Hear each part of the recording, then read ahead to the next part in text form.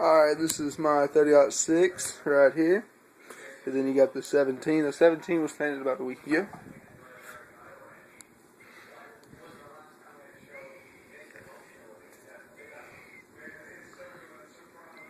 Looking real nice. He went with the more light camo as me.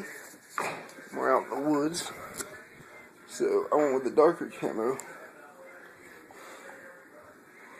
Which looks real nice.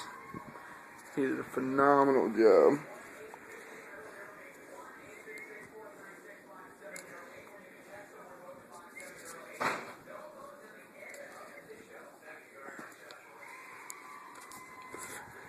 Both guns perfect camo. And of course mine with 30-06.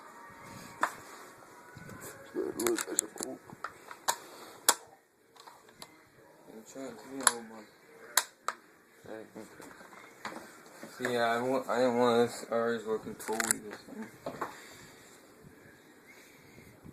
But that's our finished product. Everything works. Mm-hmm. Okay. Alright, thank you.